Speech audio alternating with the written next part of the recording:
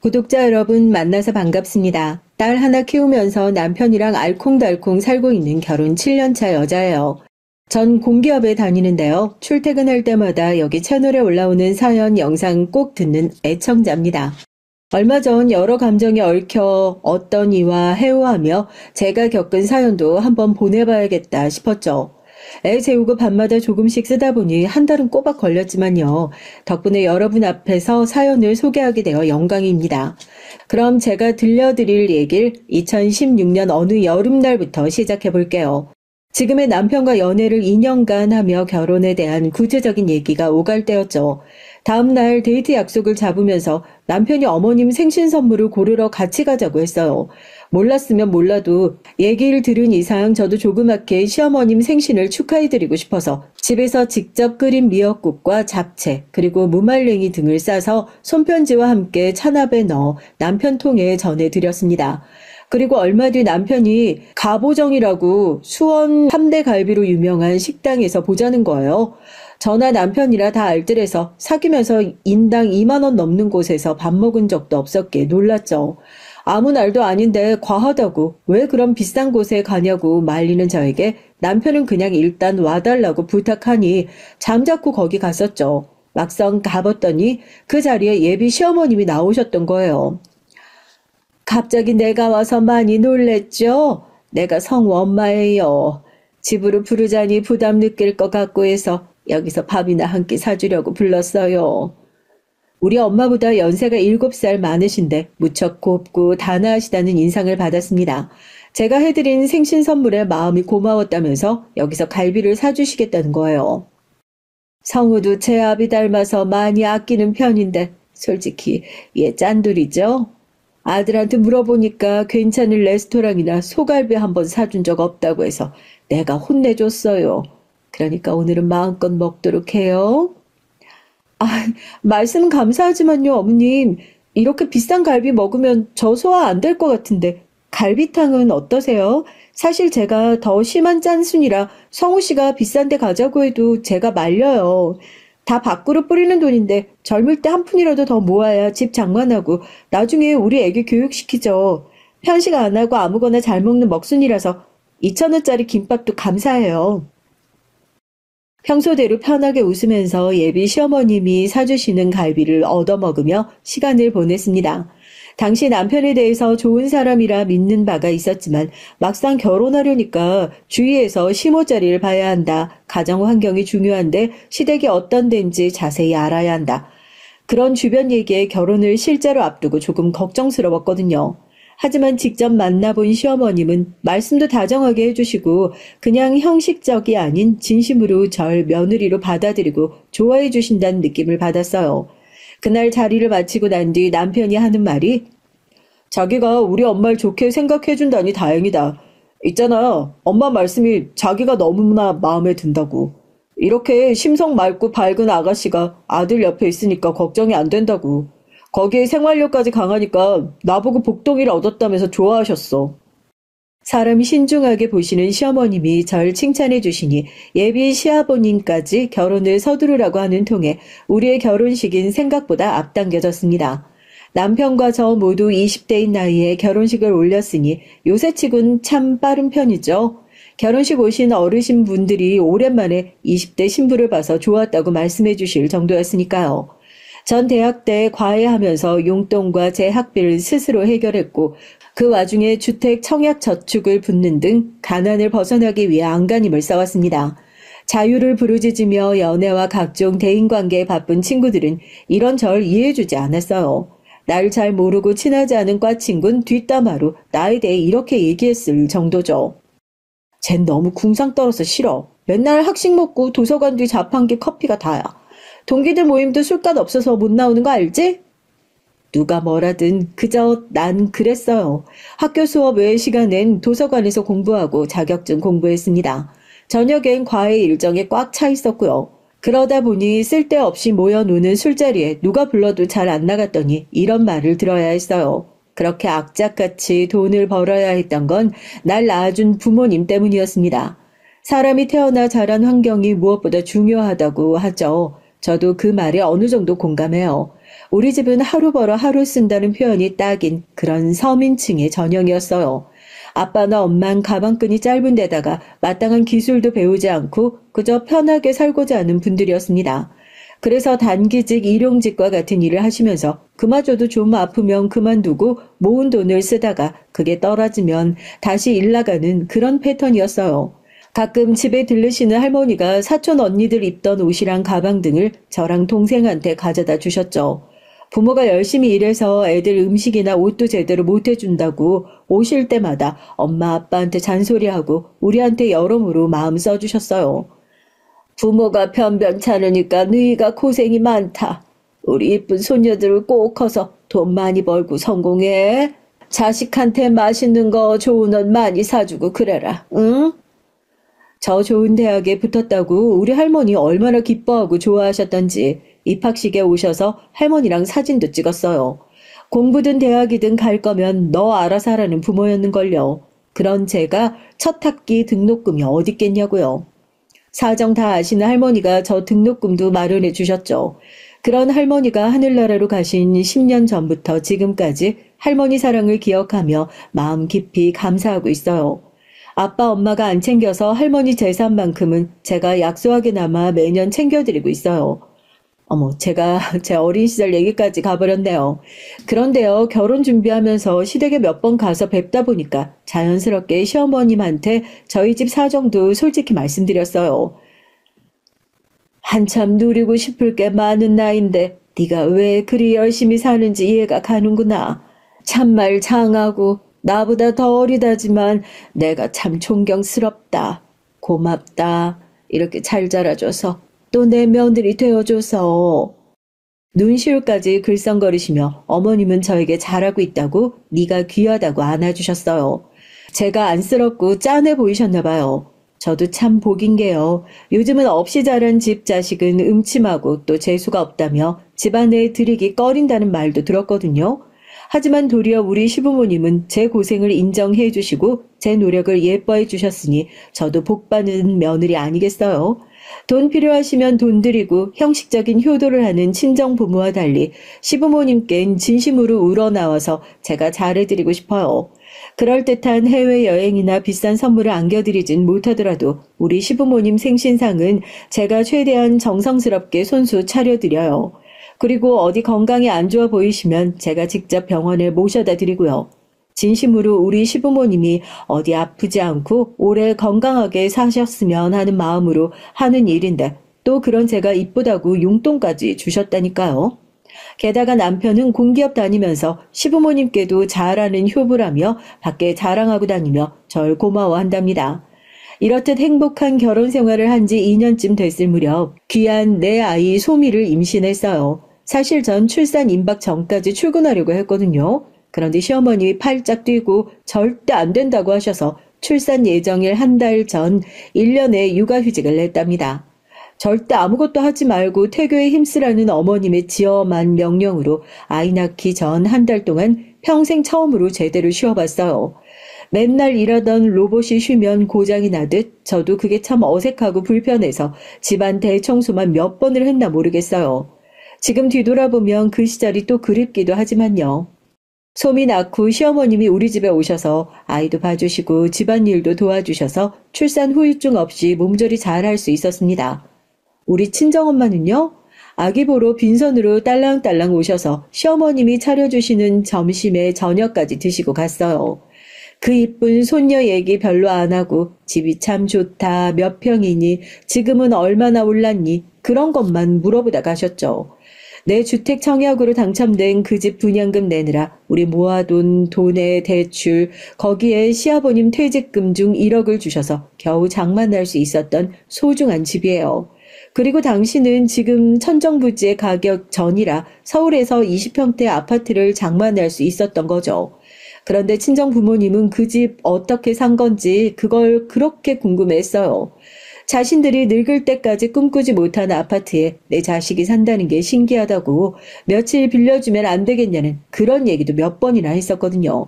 내 부모가 아니었으면 한심한 분이다 했을 것 같아요. 그 관심과 호기심으로 일하고 돈 모으셨다면 아파트까진 아니어도 두 분 소박하게 사실 집 장만이 어려웠을까 싶거든요. 어쨌든 그런 친정엄마 옆에 가만 보시던 시어머님 표정에서 많은 걸 읽을 수 있었습니다. 그 뒤로 어머님은 며느리 몸 푸는 동안 애써주시고 아기 봐주시는 힘든 시간도 내색 없이 많은 도움을 주셨죠. 그 고마움에 육아휴직 급여 나오는 걸 어머님께 드리려 했더니 한사코 거절하시다가 제가 억지로 드리니까 받긴 받으셨어요. 나중에 휴직이 끝나고 복직하려는데 어머님이 두툼한 봉투를 건네셨습니다. 나는 오래 살았고 먹을 만큼 잘 먹고 잘 살았어. 아들 둘도 잘 커줬는데 나 돈 쓸 데가 어디 있니? 앞으로 애 키우고 사느라 힘들 너희에게 더 필요하지. 네가 준 돈 모아놨으니까 이거 가져가렴. 어머님은 제가 드렸던 돈에 더 보태서 3천만 원가량 주셨어요. 이렇게 훌륭한 시부모님과 나한테 너무 잘하는 남편까지 결혼 만족도는 200%, 싱글 친구들에게 적극 결혼을 추천할 정도로 좋았죠. 소미가 3살 되고 아장아장 걸어 어린이집 갈 무렵 우리 집에 새로운 변화가 나타났습니다. 시집에 새로운 식구가 들어오게 된 거예요. 서방님은 ROTC를 졸업하고 군인 장교의 길을 걸으려고 했었대요. 우연한 기회로 군수업체 사장 눈에 들어 회사에 다니게 되면서 전역하고 일반 사회인이 됐습니다.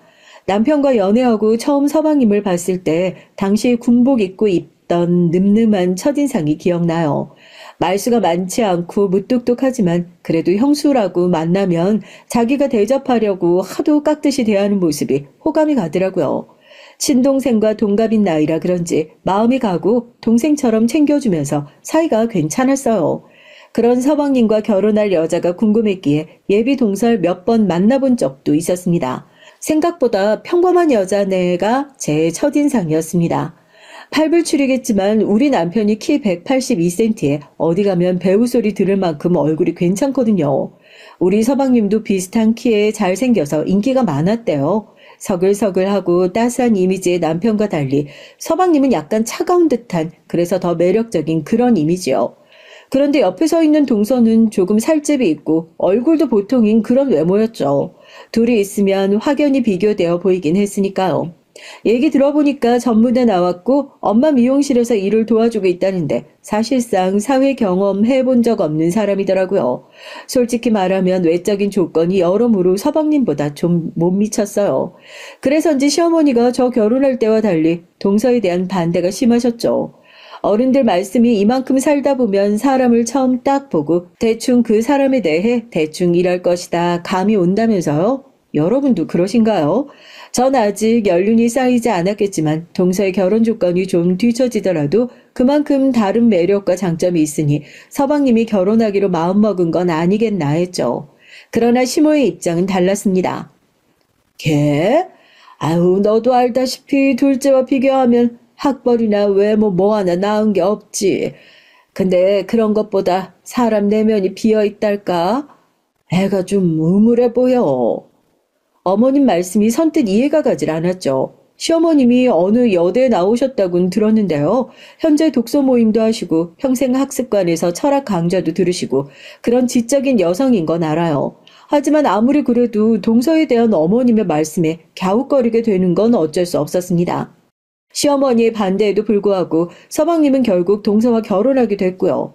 우리 동서가 살기 좋아 보인다며 서방님이 원해서 같은 동네의 다른 아파트 단지에 신접살림을 차렸어요. 거기 아파트가 더 평수도 넓고 우리 때보다 비쌀 텐데 어디서 그런 돈이 나왔나 싶어 남편에게 물어보니까요.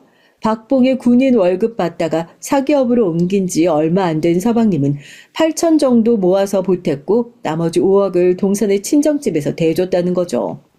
참 동서한테 특이한 점이 하나 있는데요. 누가 봐도 과할 정도로 몸에 금은 보석을 휘감고 외출하는데 심지어 집 앞 슈퍼 나갈 때도 그러고 다닌다는 거예요. 귀, 목, 팔목, 손가락, 발목 등등 신체 어디에도 반짝이지 않는 것이 없을 만큼 귀금속 사랑이 유별났습니다. 서방님이 우리한테 몰래 얘기하기론 돼지목의 진주 목걸이라고 동네 아줌마들이 동서를 부른다네요. 제가 끼고 있는 이 반지 말이에요, 형님. 이게 얼마짜린 줄 아세요? 한번 맞춰보세요. 내가 이런 쪽으로는 영 관심이 없어서. 동서가 끼니까 비싼 반지겠지 뭐. 한 100만 원쯤? 뭐요? 우리 형님 은근히 순진한 구석이 있네요, 참. 100만 원? 애들이나 끼는 괜찮은 반지값이 그 정도 하겠다. 이건 몇 캐럿 다이아를 세팅한 거고 그 세팅한 세공사가 우리나라에서 유명한 어쩌고 이렇게 자기 반지 자랑을 침 튀어가며 몇 분이나 떠들어 제낍니다. 난 별로 관심도 없고 그래 그런 자랑질하는 맛에 사는 여자지 싶어서 영혼 없이 맞장구 쳐줬어요. 그렇구나. 대단하네. 이렇게 추임새를 곁들이면 신나서 한창 말하다가 뚝 끊고 이렇게 가만 나를 쳐다봅니다. 한번 껴보실래요? 제 아무리 다정한 시아주버님이라도 이런 건 안 사주실 거 아니에요. 특별히 빌려드릴 테니까 오늘 하루만 껴보세요. 그렇게 억지로 제 손가락에 반지를 끼워주고선 흡족한 듯 웃어요. 한편 맞아요. 철의 없지만 든든한 친정 믿고 자랑이라도 할 수 있는 동서가 부럽기도 했죠. 동서가 어디 취직 안 해도 아파트 사오고 그게 다 친정엄마가 주신 돈이라는데 평생 일벌레처럼 사는 내 모습이 비교되더라고요. 동서네 엄마는 미용실하며 일찍 사별한 남편 대신 혼자 동서 키우다가 나중에 재혼하셨다나 봐요. 돈 많이 벌어 집도 몇 채고 상가도 있고 땅도 있고 내 마음을 아는지 모르는지 동서는 내 앞에서 항상 그런 자랑을 해댔습니다. 그래 동서 좋겠다 하고 다니는 명품이랑 보석 사주는 친정엄마도 있고 자기도 그만큼 엄마한테 잘해드려. 엄마가 나한테 잘하긴 뭘 잘했다고 그래요? 알지도 못하면서. 형님은 배부른 소리 하시네요. 아내 말 다 들어주는 잘생긴 남편 있지 딸 있지. 게다가 시어머님도 형님한테 껌뻑 죽잖아요. 어머님은 원래 좋은 분이니까 며느리한테 다 잘해주는 분이지. 뭘 나한테 껌뻑. 몰라서 그러는 거예요? 같은 말을 해도 형님이 하면 아유 그랬니. 내가 하면 말 조심해라. 싸늘하게 딱 쏘고. 그뿐인가? 지난번 여행 다녀오셔서 형님만 예쁜 니트 주시고 나한텐 초콜릿 한 상자만 띡. 진짜 차별당하는 입장에서 서럽다 서러워. 동선 어머님에 대한 불만이 컸고 나에게 그걸 털어놓다 보면 끝이 나질 않아요. 거기에 그렇게 목매고 좋아서 서방님과 결혼까지 했건만 자긴 남편 잘못 만나서 팔짝 꼬았다고 한탄도 하고요. 자기 일하느라 바빠서 혼자 있는 자기랑 주말에 놀아주지도 않고 말 한번 따스하게 건네는 법이 없다며 서방님 흉을 그렇게 봤습니다. 듣고 있는 나까지 지루하고 짜증이 날 정도로 말이죠. 서방님도 어머님도 다 싫으면 이참에 그냥 갈라서. 어쩜 그렇게 매정하게 말해요? 내 남편 다른 년한테 가는 거 절대 못 봐요. 나 먼저 죽더라도 그이도 같이 갈 거야. 또 이렇게 자기 남편을 절대 안 놓는다고 집착하는 동서가 참 여러분은 이해가 가세요? 웃긴 건 시어머님 말씀이 자기한테 와선 그렇게 제 흉을 본다는 겁니다. 예상은 했지만 남이 흉 보지 않고 사는 재미가 없는 사람인지 암튼 동선 나랑 정말 안 맞았어요. 사람들 만나다 보면 나랑 진짜 안 맞고 앙숙인 그런 사람들이 있다고 하는데요. 저한텐 그 동서랑 대학 동창생 중에 성미라는 여자애가 그랬습니다. 서로 관계도 좋고 졸업하고 다들 취직도 돼서 대학 동창회가 자주 열려요. 1년에 서너 차례 정도요. 어차피 모임 회비는 내야 해서 저도 여기만큼은 꼬박꼬박 나가는 편입니다. 회비까지 내고서 먹고 마시는 자리에 안 나가면 손해잖아요. 평소 업무와 육아에 지친 저도 여기서 젊은 날을 추억하며 노는 즐거운 분위기에 똥을 끼얹는 애가 있었으니 걔 이름이 조성미였어요. 뭐가 마음에 안 드는지 사사건건 제 트집을 잡는데 진절머리 나는 레퍼토리가 저보고 그만큼 벌었으면 좀 쏘라고 그리고 좀 꾸미고 다니라는 거죠. 옷도 잘 안 바꾸는 애가 뭐가 이쁘다고 남편 같은 훈남을 만났냐며 비아냥거려요. 지난 동창 모임에선 주변에 명품백 하나 없는 애 너밖에 없다며 망한 30대라고까지 빈정거리는 수준이 극에 달했던 게 기억났습니다. 이번 동창회만큼은 걔한테 잡소리 듣기 싫어서 뭐라도 하나 들고 가야겠다 고민하던 끝에 동서에게 빌려달라 부탁하기로 했어요. 카톡으로 동서 괜찮으면 나 동창 모임 때 한번 들고 갈 명품백 하나 빌려주면 안 돼 하고 보냈죠. 하지만 내 카톡을 읽고도 아무 답이 없었어요. 가뜩이나 자존심 구겨져가며 동서한테 부탁하는 게 수치스러웠지만 그래, 부탁하는 처진데 직접 가서 하지 싶어 미리 연락하고 동선이 집에 방문했죠. 빈손이 그래서 주스 세트 사들고 갔는데 동서 특유의 거들먹거리는 말투로 요즘 누가 촌스럽게 주스 세트를. 이왕 오셨으니까 들어오세요. 그리고 커피랑 쿠키를 내왔는데 이 쿠키가 홍콩 여행을 갔을 때 사온 건데 맛이 기가 막히고 얼마나 비싼 줄 아느냐며 자랑을 늘어놓기 시작했습니다. 그래, 나한테 이렇게 만난 거 줘서 고마워. 얘기 더 듣고 싶지만 나 소미 데리러 빨리 가야 되거든. 모레 동창이 들고 갈 백이 하나 필요해. 좀 빌려줄래? 명품이라는 게 그래요. 고기도 씹어본 놈이 씹을 줄 안다고. 평소 명품과 담 쌓고 살던 사람이 갑자기 들면 그게 또 남의 백처럼 불편하고 이상해 보인다니까요. 제가 가진 백들은 명품 중에서도 하이엔드 레벨이라서 형님한테 빌려줄 게 없네요. 빌려준다 한들 내 백에 어울리는 옷이 형님한테 있을 리도 없고 아마 누가 봐도 빌린 티 나고 말걸요. 이런 별 되지도 않는 말을 늘어놓으면서 안 빌려주겠다는 거예요. 일부러 시간 빼서 찾아왔는데 그것도 아랫사람에게 면박당하니 슬쩍 화가 나더군요. 알았어. 동서가 백 하나 갖고 이렇게 치졸하게 굴지 내가 미처 몰랐네. 앞으로 동선에 안 와. 시댁에서 마주쳐도 친한 척 말자. 나 간다. 이렇게 기분 나쁜 티 팍 내고 나와버렸습니다. 몹시 상한 기분으로 집에 돌아가는데 비는 추적추적 내리기 시작했고 마침 우산도 없었어요. 근데 또 짠순이 성격에 편의점에서 우산 새로 사긴 죽어도 싫은 겁니다. 어느 건물에 들어가 비 그치기를 하염없이 기다리다 보니 문득 내 신세가 철약 맞은 거예요. 우리 부모처럼 남들에게 손 벌리고 사는 인생 안 되려고 악착같이 모으고 아끼고 그렇게 살아왔어요. 그런 스스로가 떳떳하고 자랑스럽고 뭐 명품백이니 귀금속보다 그게 내 자부심이었죠. 한데 지금 이게 뭡니까? 구독자 여러분이 보실 때도 저 정말 지질이 궁상인 인생이었을까요? 내가 못나고 미련해 보여서 당장이라도 백화점 명품관에서 36개월 할부로 반짝이는 검정 핸드백 하나 지를까 싶은 충동이 느껴졌죠. 마침 휴대전화가 울려서 보니까 남편이 했더라고요. 지난번 세금계산서에서 뭐 물어볼 게 있는데 지금 어디야? 여보, 나 진짜 한심하다. 내 목소리가 심상치 않음을 직감한 남편은 무슨 일이냐 어디에 있는 거냐 묻더니 잠시 뒤 차를 몰고 날 데리러 왔어요. 에이 바보야, 우산 하나 사서 집에 가면 되지. 비가 언제 그칠 줄 알고 여기서 이러고 있어. 남편을 보니까 그간 서러웠던 마음이 몰려와서 왈칵 눈물이 쏟아지더라고요. 내가 그리 우는 걸 본 남편은 당황한 나머지 얼른 차에 태워 앉히고 내 울음이 진정되길 기다려줬어요. 울음을 멈추고 오늘 있었던 일을 얘기하니까 듣던 남편은 바로 백화점으로 향하더군요. 백화점엔 왜? 나 괜찮아 여보. 오늘 기분에 그런 생각이 잠깐 든 거지. 정말 뭘 사고 싶은 마음 아니라고.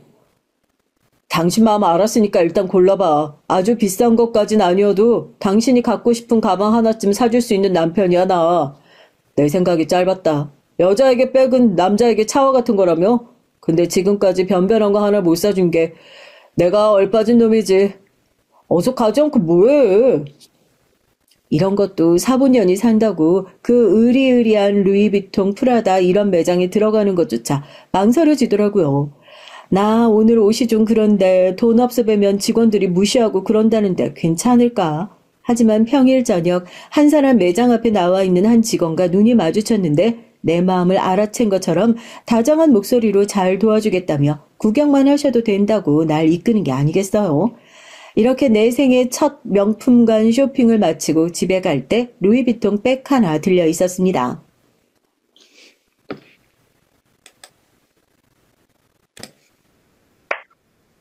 (200만 원) 가까이 하는 걸 한 번에 사준 남편에게 정말 고맙다고 아끼고 평생 잘 쓰겠다고 하니까 남편이 그랬어요.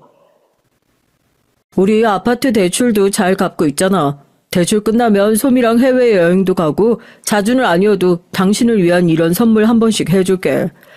그렇게 우리도 누릴 건 좀 누리면서 살자, 응? 손에 들린 명품백보다 더 빛나는 남편의 말에 감동해서 어쩔 줄 몰랐습니다. 이렇게 얻은 백 들고 동창회 나가서 맨날 그깟 백 하나 없다고 날 무시하던 성미에게 다른 말 안 했어요. 그냥 백이 잘 보이게 들고 다니는 걸 본 성미가 아니 꼽다는 식으로 한마디 했습니다. 어머, 짠순이 네가 웬일이니? 루이비통을 다 하고? 그거 설마 짭 아니지? 짠순이가 이런 거 사려면 손이 후들후들 떨렸을 텐데 간이 부었네. 사실 이 백 네 덕에 생긴 거야. 고마워. 네가 나한테 궁상이라고 욕한 걸 안 남편이 당장 백화점 가서 아무거나 고르라고 그때 느꼈어. 내 아파트도 있고 이렇게 좋은 남편, 아이 모두 가진 내가 굳이 명품백이 필요하겠나. 자기 인생이 빈약하고 불만족스러워서 허세 부리는 사람들이나 이딴 게 필요한가 봐. 막상 들어보니 5만 원짜리 가방이나 이거나 별 차이도 없더구만. 내 말을 듣고 한 방 먹은 동창생의 표정은 정말 가관이었죠. 여러분에게 그걸 보여드리지 못한 게 아쉬울 만큼요. 몹시 속이 상하는지 모임 중간에 혼자 조용히 가버렸던데요. 성미 걔는 20대 초반에 결혼하고 금방 이혼한 뒤로 혼자 살고 있었거든요. 내 말로 걔 민감한 부분을 건드렸나 뒤늦게 미안했지만 그 이후 다시는 내 앞에서 깐죽대지 않아서 한 번쯤 해볼 만했다 싶어요. 그 사건으로 속이 좀 시끄러웠지만 그래도 잘 마무리된 편이죠. 한데 정말 큰 사건이 도사리고 있을 줄은 그때 몰랐지 뭐예요.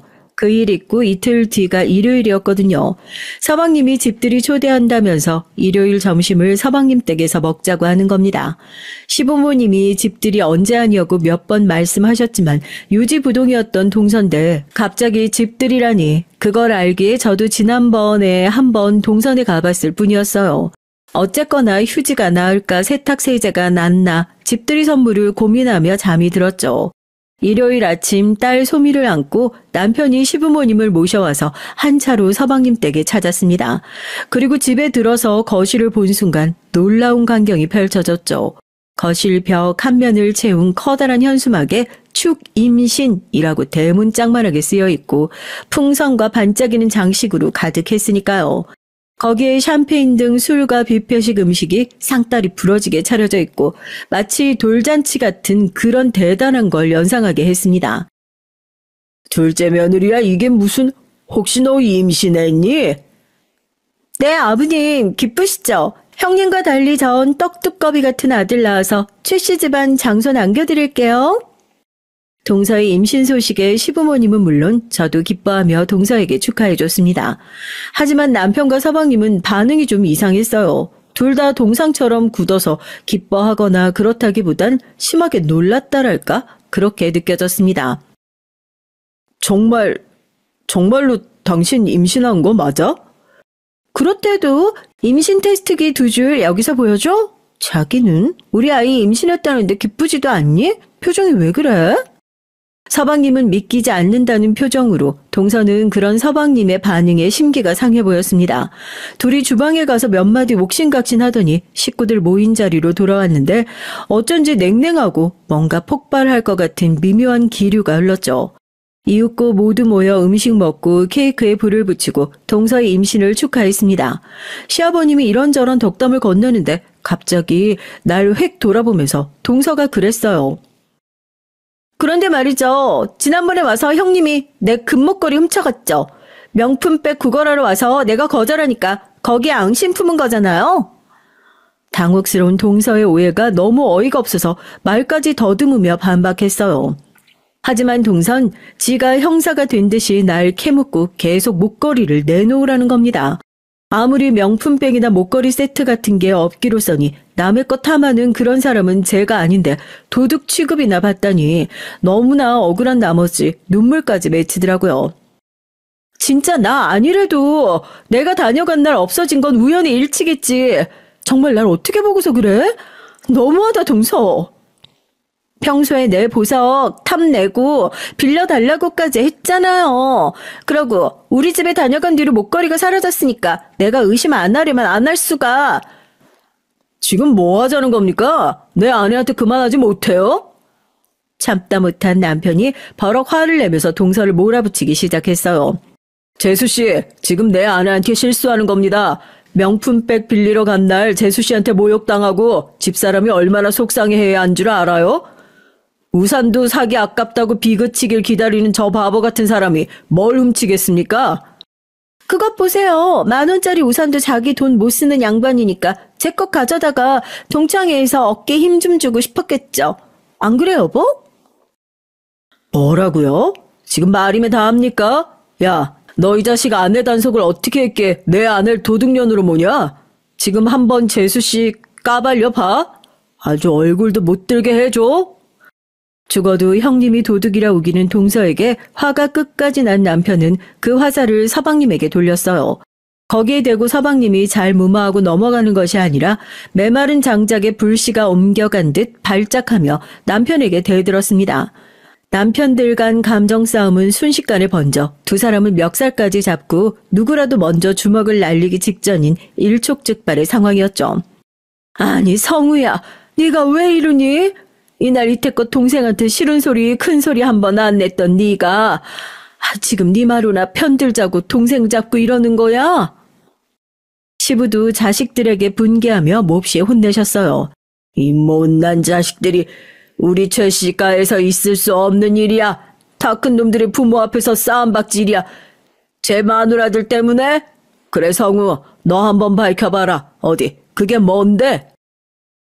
그러자 서방님 멱살에서 손을 거두고 나와 씩씩대고 숨을 몰아쉬던 남편이 내뱉은 한마디에 우리 모두 경악하고 말았어요.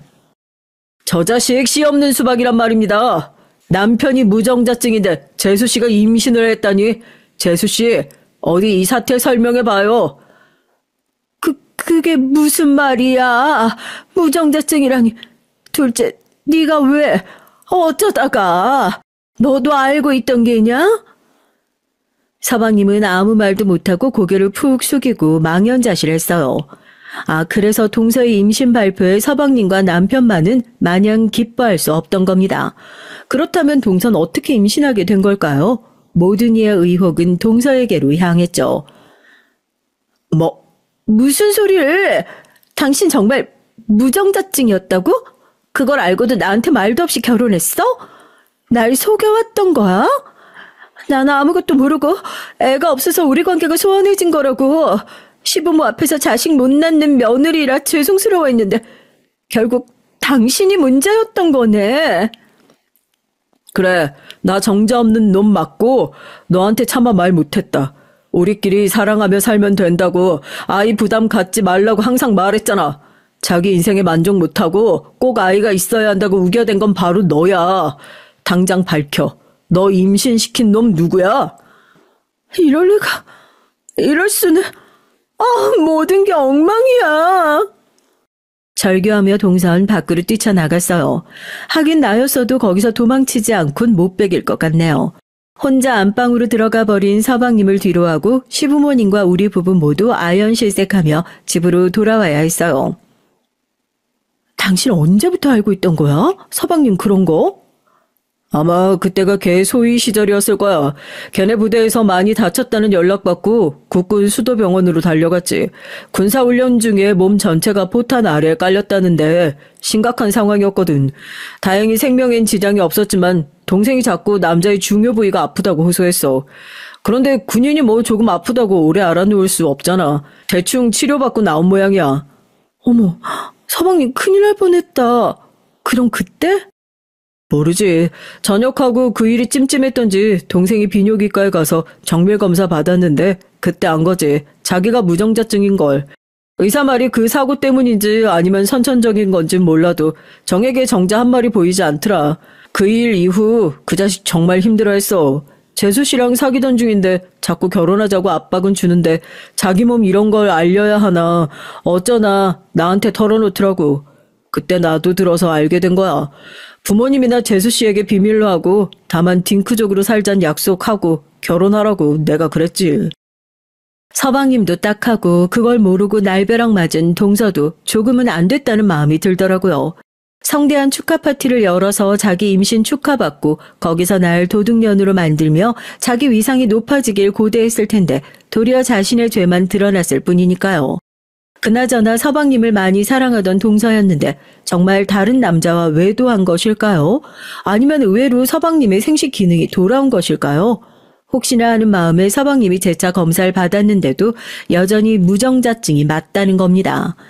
그렇다면 결국 동서가 바람을 피우고 다른 남자의 애를 임신한 게 맞는 거죠. 이런 일들이 벌어지면서 한동안 저나 가족 모두 살얼음 판을 걷는 심정으로 지냈어요. 사라진 동서는 며칠 뒤 서방님네 돌아왔는데 태연하게 전처럼 생활하더라는 겁니다. 근데 어떻게 그래요? 서방님은 꼴도 보기 싫으니까 나가라며 동서에게 막말하고 집안 물건까지 던지며 바닥을 드러내고 싸웠대요. 그런데도 무슨 생각인지 동서는 서방님 곁을 떠나지 않겠다고 찰거머리처럼 붙어 있다는 겁니다.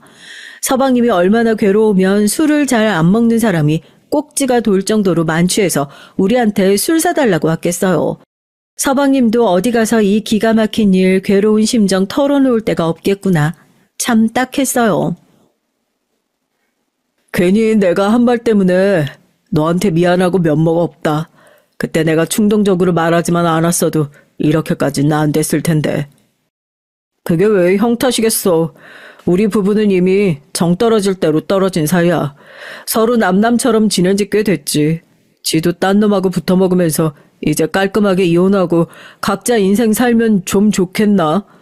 그런데 왠지 나랑 절대 헤어질 수 없다고 버티고 있어. 형수님, 이 여자 왜 이러는 건지 이해가 가세요? 같은 여자로서 설득해볼 수 있겠어요? 이혼하자고 해도 동서는 요지부동이었고 이혼 청구 소송까지 가야 하나 서방님은 고민하고 있었습니다.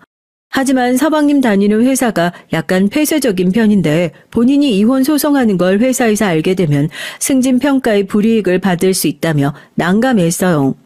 남편이나 나나 깨어진 서방님 부부 사이에 끼는 게 불편했지만 정말 안 되어 보였기에 동서를 만나서 좋게 타일러 보기로 했습니다. 하지만 나랑 동서 사이가 좋았던 것도 아니고 껄끄럽고 불편한 사이라서 그냥 술이나 한잔 하자고 불러냈어요. 날 싫어했던 동서이기에 거절하지 않을까 싶었지만 의외로 순순히 응하고 나왔더라고요.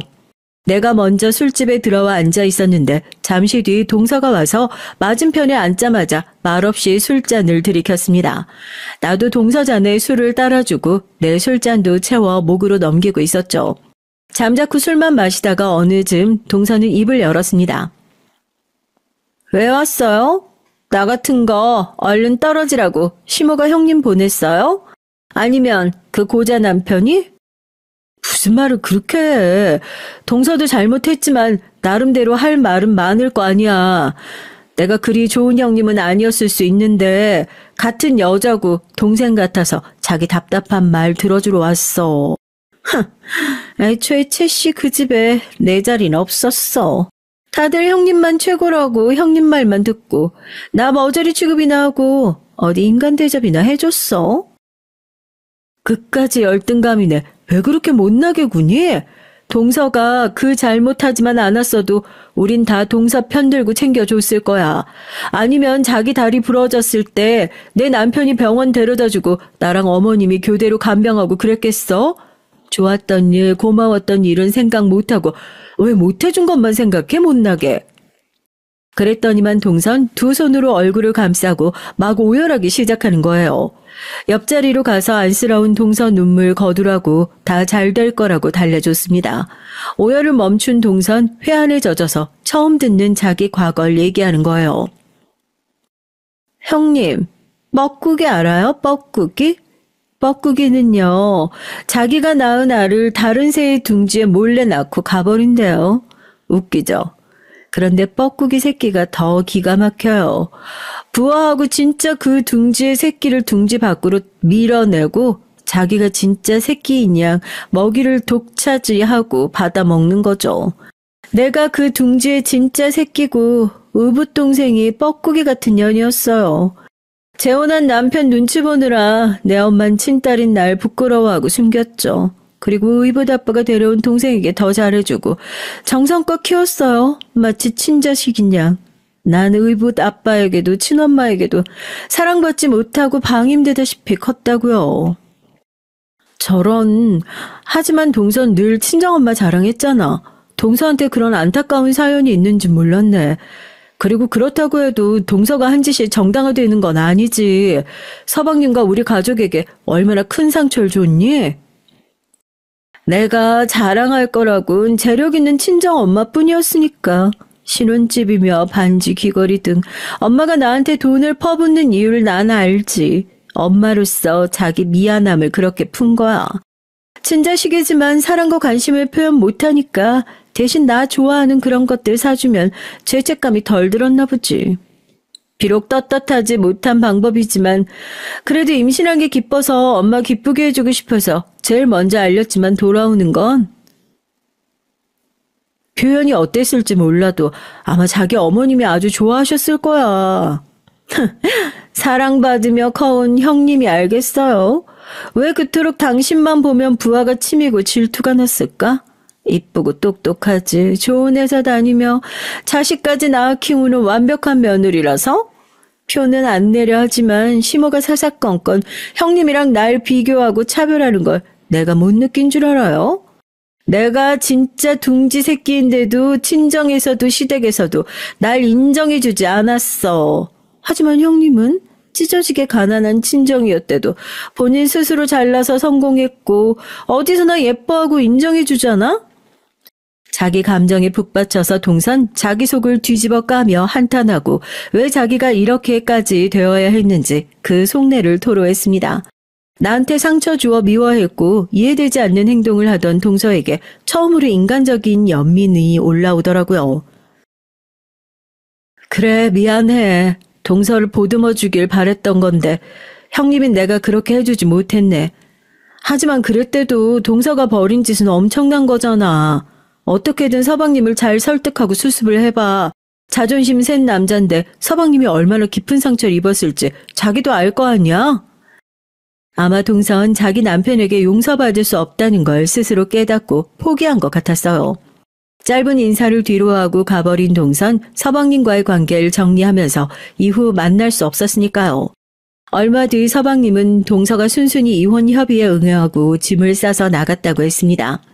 같이 살던 집은 매도해서 각자가 낸 금액을 돌려받기로 했다고, 갑자기 모든 일이 잘 풀렸다며 동서에게 무슨 말을 한 거냐고 궁금해하더라고요.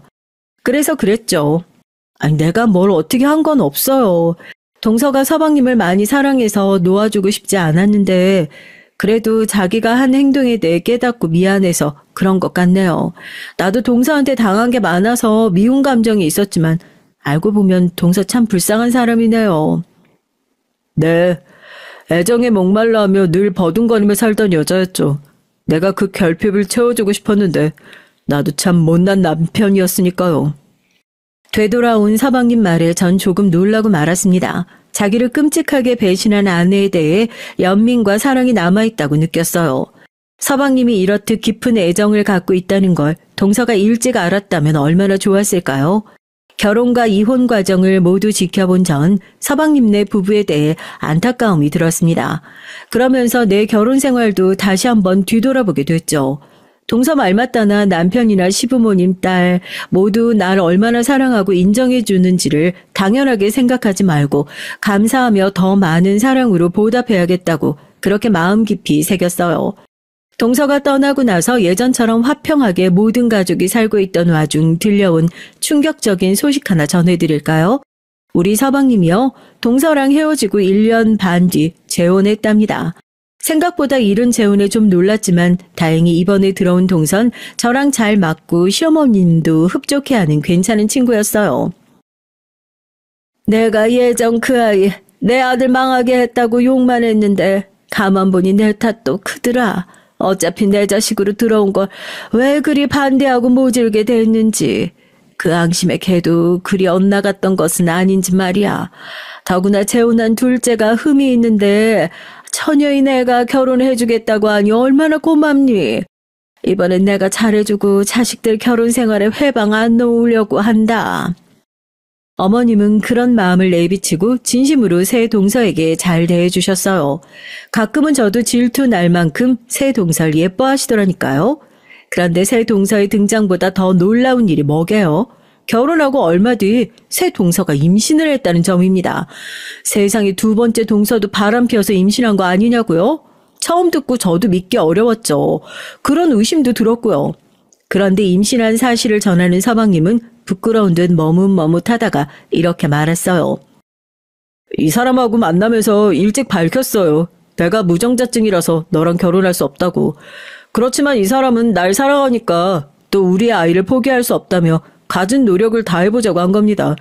그래서 결혼하자마자 바로 시험관 수술도 알아보고 난임 고쳐주는 병원도 다녔어요. 근데 거기서 자세히 검사해보니까 나에게 희망이 있다는 거예요. 원래 무정자증은 두 가지가 있대요. 고안에 정자가 있는데 정액으로 나오지 않는 무정자증이랑 아예 고안에서도 정자가 생성되지 않는 무정자증. 다행히 서방님은 전자의 경우라서 고안에 있는 정자를 채취해서 시험관으로 아이를 가질 수 있다고 하네요. 그 어려운 과정을 거쳐서 아주 튼튼한 사내 아이가 태어났고 서방님네 부부는 참 잘 지내고 있어요. 이렇게 여기까지 해피엔딩으로 제 사연을 끝마칠 수 있었지만요. 사실 제가 여기 유튜브에 사연을 보내게 된 결정적 이유는 옛날 동서를 만나게 됐기 때문이에요. 가끔 한 번씩 동서 번호로 전화나 문자를 보내도 답이 없었거든요. 그런데 갑자기 어느 날 저한테 전화를 해서 대뜸 공짜로 머리를 만져줄 테니 자기 미용실로 오라는 겁니다. 전처럼 밝은 동서의 목소리를 들으니까 너무 반가웠던 나머지 다음날 금전소 화분을 사서 동서가 하는 미용실로 갔어요. 신도시 아파트 단지 상가에 들어선 미용실은 늦은 시간에도 불구하고 손님들이 꽤 있었고 잘 되는 것 같이 보이더라고요. 손님 파마가 마무리되길 기다리며 좀 지켜보니까 동선 손님과 재미나게 말도 주고받고 잘 지내는 것 같아서 안심이 됐죠. 손님들을 모두 보낸 동선 절 의자에 앉히고 나서 머릿결이 많이 상했다, 흰머리도 조금씩 나기 시작하는데 관리 좀 하셔라 잔소리부터 하더라고요. 전문적인 솜씨로 내 머리에 트리트먼트랑 염색을 해주는 동서를 보니까 어쩐지 울컥했어요. 어엿한 미용실 사장님 다 됐네. 너무 보기 좋고 잘 됐다. 나 한 번씩 동서가 궁금했고 보고 싶었다? 동서 일하는 동안 아긴 누가 봐주고 있고 건강히 잘 크고 있는 거니? 친정 엄마랑 의붓 아버지가 돌아가며 봐주시죠. 미운 오리 새끼 같던 나와 달리 손주는 얼마나 이뻐하고 아끼시는지. 사랑 듬뿍 주며 키워주세요. 그래도 현젠 제가 친정 가족이랑 남들만큼 지내는 것 같죠? 이혼했을 당시 임신한 몸으로 나간 동선 바로 친정 부모에게 말하지 못하고 홀로 지냈다고 해요. 어떻게 사정을 알고 온 동선의 친정엄만 땅을 치고 울며 자기 팔자 때문에 딸까지 이렇게 됐다고 자책하셨답니다.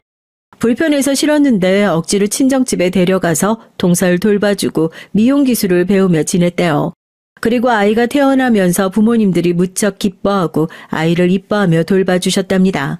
아이로 인해 진정한 가족애를 느꼈다며 동서는 웃음을 지었죠.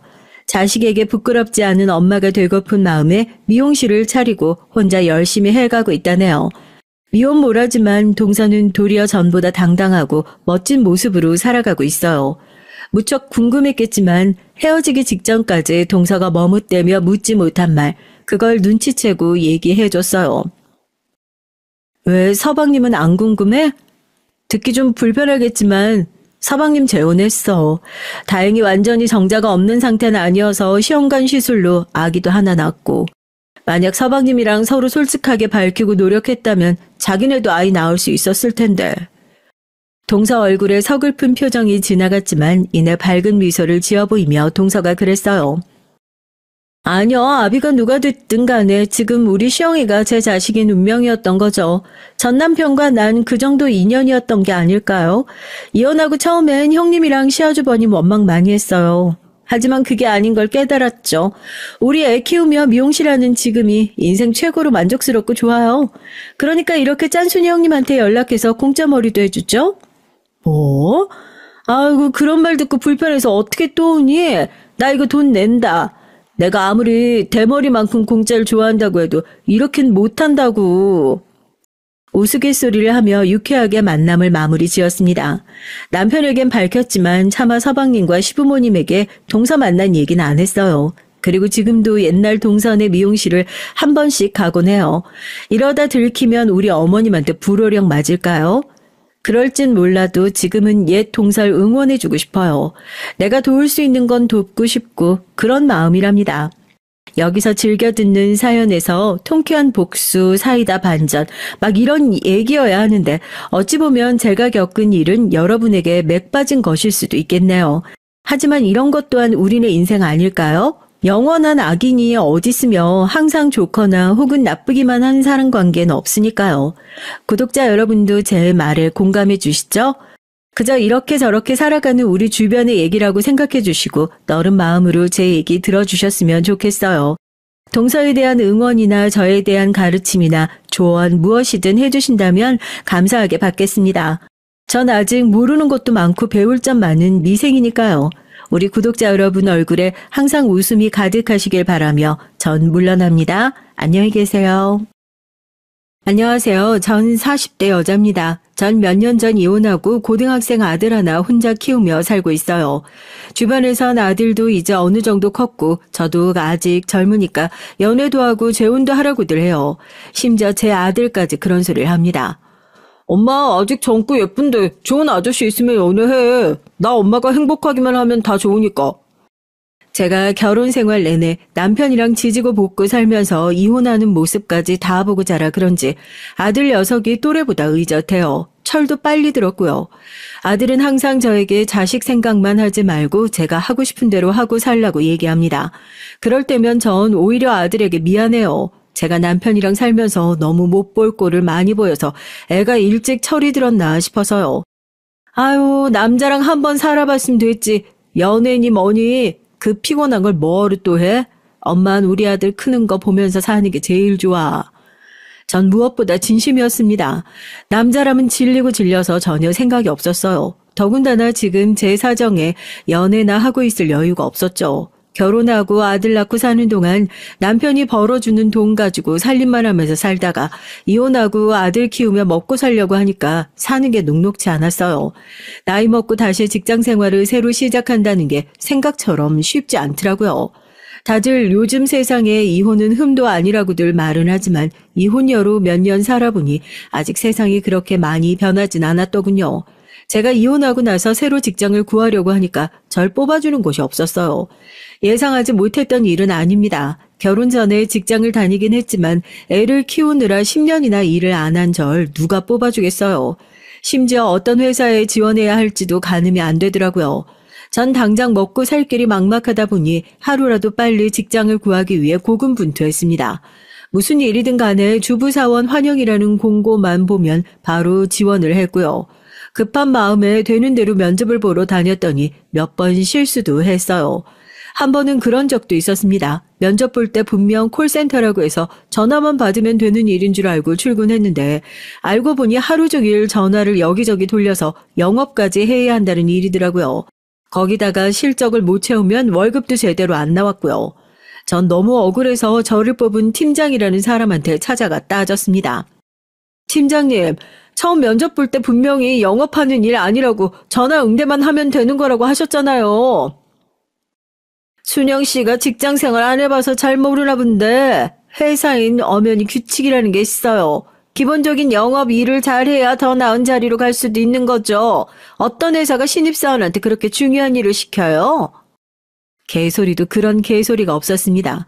말만 팀장이지 저보다 나이도 어린 게 제가 몇 년 집에서 애만 키웠다고 세상 돌아가는 것도 모르는 줄 아는지 사람을 무시하더군요.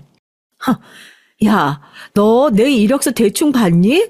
내가 이대 나와서 우리나라에서 알아주는 광고회사에도 다녔던 사람이야. 직장 생활 안 해보긴 뭘 안 해봐? 저도 웬만하면 좋게 좋게 얘기하고 처음 계약했던 금액 중 못 받은 돈만 받고 그만둘 생각이었어요. 그런데 이 어린 게 사람을 물러보더군요. 평소에도 반말 툭툭 하면서 기분 나쁘게 하더니만 마지막까지 재수없게 군이 순간 저도 모르게 이성을 잃어버렸습니다. 전 팀장에게 소리를 지르며 금방이라도 달려들 듯 눈을 부라렸어요. 그러자 팀장도 당황해서 어쩔 줄 몰라 하더군요. 지금 나한테 반말한 거예요? 와, 이 아줌마가 이렇게 몰상식하게 구니까 남편한테 이혼이나 당하지. 뭐? 너 말 다 했어? 사기는 네가 쳐놓고 누구한테 몰상식하대. 그리고 네가 나 이혼 당하는 거 봤어? 봤냐고. 주변에 있던 사람들이 달려와 저와 팀장을 말리지 않았다면 전 그 자리에서 팀장 머리채를 잡았을지도 몰라요. 그 정도로 제 이성의 끈이 끊어지고 말았습니다. 전 그날 바로 그 사기꾼 회사를 그만두고 나왔어요. 사실 잘린 거나 마찬가지지만 저도 더 다닐 생각이 없었습니다. 거기서 끝이 아니에요. 다음으로 들어간 회사는 가구 영업과 판매를 하는 회사였죠. 그 회사는 대부분 주부 사원들과 나이가 지긋하신 남자 상사들이 대부분이었고요. 아무래도 같이 일하는 직원들이 대부분 아이를 키우는 주부들이다 보니 얘기를 하다 보면 자연스레 애들 얘기나 남편 얘기를 하게 됐어요. 전 회사에서 이혼했네 어쩌네 그런 소리까지 들었으니 저도 웬만하면 이혼한 얘기 하고 싶지 않았지만 제 성격상 숨길 수가 없었습니다. 직원들과 가까워지고 나선 저도 자연스레 이혼했다는 얘기를 했어요. 사실 제가 이혼한 게 제 흠도 아니고 잘못도 아닌데 괜히 숨기는 게 더 이상하다고 생각했거든요. 새로 옮긴 직장에서 만난 사람들은 대부분 또래의 주부들이다 보니 그래도 제 상황에 공감도 해주고 위로도 해줬죠. 제 앞에서만 하는 소린진 몰라도 그래도 다들 제게 고생했다고 말해줬습니다. 말이라도 제게 고생했다고 말해주는 사람은 이혼하고 처음이라 위로가 되긴 하더라고요. 사실 이혼하고 나서 사람들이 왜 이혼했냐고 묻는 게 싫어서 친구도 주변 사람들도 아무도 안 만났어요. 새로 옮긴 직장 사람들하고는 그래도 잘 맞는 것 같아 오래 다니려고 했습니다. 그런데 사람 일이라는 게 제 뜻대로 되지 않더군요. 새로운 직장에서도 문제는 있었어요. 위로 나이가 지긋한 남자 상사 둘이 있었는데 자꾸만 저에게 조금씩 선을 넘었습니다. 제가 인상이 좀 센 편이에요. 이목구비가 진해서 화장을 특별히 하지 않아도 차가워 보인다는 말을 많이 듣습니다. 그런데 진짜 성격은 전혀 그렇지 않아요. 되게 소심하고 내성적이에요. 그런데 상사 두 분이 자꾸만 저를 볼 때마다 친한 척을 하면서 인상이 세다고 드세 보인다는 소리를 대놓고 말했습니다. 그럴 때마다 전 기분이 상했지만 애써 좋게 넘어갔고요. 어렵게 얻은 직장인데 괜히 또 문제를 만들 수는 없으니까요. 그러던 어느 날이었습니다. 연말이라고 회식을 하는데 그 거슬리는 상사 중 한 명이 제 외모를 가지고 또 얘기를 시작하더군요. 순영 씨 겉으로 보이는 거랑 다르게 말수도 별로 없고 조용조용한 것 같아. 아, 이렇게 순둥한 사람이 웬만하면 좀 참고 살지 이혼을 왜 했대? 에이, 순영 씨 눈매를 봐요. 어딜 참고 살게 생겼어요. 지금이야 남편도 없이 아들 혼자 키우면서 먹고 살려면 직장에선 당연히 순둥하게 굴어야죠. 다들 술이 과해서 그냥 하는 소리라는 건 알겠지만 전 얼마나 상처받았는지 몰라요. 제 외모를 가지고 마음대로 떠드는 것도 기분이 나빴는데 이혼을 한 거 가지고 참고 사네 마네 하는 소리가 듣기 싫었습니다. 저 겉보기랑 성격 전혀 달라요. 누구한테 싫은 소리도 할 줄 모르고요. 저도 이제 좀 철이 들었는지 마음 같아선 상사고 뭐고 테이블을 다 뒤집어 버리고 싶었지만 애써 웃으며 농담으로 말을 돌렸습니다. 그러자 옆에 있던 다른 직원이 아무래도 그런 제가 걱정됐는지 나서서 제 편을 들어줬어요. 부장님들 여자 직원 외모 가지고 순해 보이네 어쩐데 농담하면 안 되는 거 모르세요? 에이, 우린 순영 씨가 이렇게 젊고 팽팽한데 남편도 없이 혼자 사는 게 안타까워서 하는 소리지. 순영 씨, 내가 남자 하나 소개해 줄까? 아, 내 친구인데 장가 안 간 아들 하나 있긴 한데 강남에 땅도 있고 돈도 잘 벌어. 부장님, 순영 씨 나이가 몇인데 부장님 친구를 만나요. 할아버지 초상 치러줄 일 있어요. 아이고, 여자 나이 40대면 뭐가 젊다 그래. 아, 더군다나 한 번 갔다 왔으면 그런 거 따지면 안 되지. 동료 언니가 화가 나서 한마디에 하려는 걸 제가 애써 말렸습니다. 저도 사람인데 당연히 화나죠. 하지만 아무리 술자리라고 저에 관한 얘기가 더는 거론되길 원치 않았습니다. 그냥 이쯤에서 마무리하고 싶었죠. 다들 이혼했다고 하면 별일 아니라고 요즘 세상엔 흠도 아니라고 하면서도 결국은 다 똑같아요. 사람을 무슨 큰 하자가 있는 사람처럼 취급을 했죠. 그날 집에 돌아와서 애를 재워놓고 혼자 소주 한 병을 마시면서 얼마나 울었는지 몰라요. 내가 어떤 마음으로 남편과 이혼하고 아들을 데리고 나왔는지 아무것도 모르는 사람들에게 그런 멸시와 무시를 받으며 거지 같은 소리를 들었다는 게 너무 화가 나고 속상했어요. 결혼 전까지만 해도 전 집안의 자랑이었습니다. 중고등학교 땐 반에서 1등도 심심찮게 하고 친구들 사이에서도 인기가 좋아서 반장, 부반장도 매년 했어요. 평생 부모님 속이라고는 썩여본 적 없는 착한 딸이었죠. 그랬던 제가 이런 취급이나 당하며 사는 걸 보면 부모님이 얼마나 속상해하실까 싶어 더 서러웠습니다. 그리고 전 남편이 죽일 듯 원망스러웠어요. 이혼하고 나서도 전 남편만 생각하면 이가 부득부득 갈리고 미웠지만 아들을 생각해서라도 애써 전 남편에 대한 기억은 잊고 살려고 노력했고요. 그런데 이혼과 동시에 이런 일들이 자꾸만 생기니 남편에 대한 원망을 지울 수가 없더군요. 남편은 제가 다니던 직장 상사와 소개로 만났습니다. 당시에 전 대학을 졸업하고 이제 갓 사회생활을 시작한 새내기였어요. 남편은 아버지께서 하시는 회사에서 일을 배우고 있다고 했고요. 남편의 첫 인상은 서글서글 좋아 보였습니다. 매일 또래 남자들만 보다가 연상이랑 만나다 보니 하나부터 10까지 다 챙겨주고 굉장히 자상하더라고요. 저보다 연상이라 그런지 어른스러워 보이기도 했고요. 그렇게 저와 남편은 1년 가까이 연애하고 결혼했습니다. 여기까지 들으면 굉장히 순탄하게 결혼한 것처럼 보이지만 사실 결혼까지 하는데 우여곡절이 좀 있었어요. 사실 처음 결혼하겠다고 마음 먹었을 때 예비 시부모님께 인사를 하고 와서 이 사람과 결혼하는 게 맞나 고민이 됐죠. 예비 시아버지를 만났는데 남편에게 듣던 것보다 무서워서도 너무 무서워서 집안 분위기가 너무 살벌하더라고요. 시아버지께서 작은 단추 공장으로 시작한 사업이 커져서 동남아시아 쪽에 공장까지 있을 정도로 크게 의류 사업을 하시는데 자수성가하신 분이라 그런지 사업에 대한 열정이 대단하셨습니다. 남편은 장남이에요. 아래로 남동생이 둘 있고요. 형제 셋 모두 시아버지 회사에서 일하는데 시아버지께서 아들들에게 굉장히 엄하게 하시나 보더라고요. 아직 회사를 물려줄 후계자를 정하지 않으셨다면서 아들 셋을 경쟁시키셨습니다. 당신의 반이라도 따라오는 자식에게 회사를 물려주겠다고 어릴 때부터 입이 마르게 얘기하셨대요. 그러다 보니 남편은 시아버지 눈치를 엄청 봤습니다. 저랑 연애할 때 데이트하다가도 시아버지께서 회사로 소집하면 곧장 회사로 달려가곤 했죠. 연애할 때부터 남편이 시아버지라면 벌벌 떠는 모습을 봐서 그런지 전 처음 인사드리러 갈 때부터 굉장히 겁이 났어요. 남편을 위해서라도 제가 시아버지에게 이쁨을 받으면 좋으니까요. 남편도 인사 가기 전부터 저에게 귀에 딱지가 앉을 정도로 얘기를 했습니다. 우리 아버지는 보통 다른 아버지하고는 많이 달라. 자식도 능력에 따라 비교하고 마음에 안 들면 바로 내친다니까. 자기가 좀 힘들어도 비유 잘 맞춰줘야 돼. 그래야 우리 둘 다 사는 거야. 남편은 저에게 항상 인생의 동반자라고 했어요. 본인이 잘 돼야 제 인생도 편해지는 거라고요. 그때까지만 해도 전 아무리 시아버지가 엄하다고 해도 당신이 낳은 자식인데 그렇게 매몰차게 하실까 싶었죠.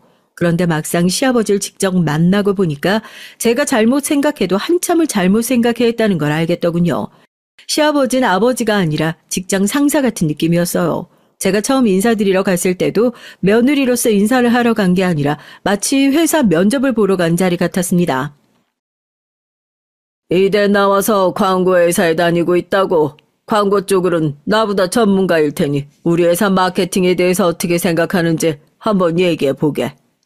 사실 이름만 들어봤지 남편네 회사가 정확하게 뭘 하는 회사인지도 잘 모르는 상태로 갔는데 시아버지께서 갑자기 면접 시험 같은 질문을 하시니 저도 당황했죠. 저는 질문도 질문이었지만 시아버지의 날카로운 눈빛에 바싹 얼어서 한마디도 하지 못했습니다. 그러자 순식간에 시아버지의 표정은 차갑게 식어버렸어요. 학벌도 좋고 직장도 탄탄하다고 하도 자랑을 하길래 기대했더니만 이대 나와도 별거 없구만. 자고로 집안엔 여자가 잘 들어와야 하는 건데. 전 살면서 그런 대접 처음 받아봤어요. 시아버지는 절 바로 앞에다 두고 별거 없다면서 혀를 끌끌 차셨죠. 전 지금까지 살면서 평생을 모범생으로 살았기 때문에 어른들에게 이쁨 받는 거야 일도 아니었습니다. 어른들에게 싫은 소리 한 번 들은 적 없이 자랐어요. 시아버지에겐 그런 저도 바짝 얼게 하는 카리스마가 있었고요. 무슨 말만 하면 사람을 뚫어지게 쳐다보시는데 눈을 못 마주치겠더라고요. 그 눈빛이 얼마나 무서운지 내가 과연 이 집에 와서 잘 살 수 있을까 걱정됐습니다. 남편과의 결혼까지 고민할 정도였고요. 그뿐만이 아니에요. 한 번은 남편이 회사에서 작은 실수를 좀 했는데 그 사실을 알게 되신 시아버지께서 남편을 직원들 앞에서 쥐잡듯 잡았답니다. 운 좋게 부모 잘 만나서 그 자리까지 갔으면 정신 바짝 차리고 일할 생각을 해야지. 아직도 그딴 실수를 해. 회사도 하나 간수 못하면서 장가는 무슨 장가야. 너 이딴 식으로 하면 장가고 뭐고 얄짤 없을 줄 알아.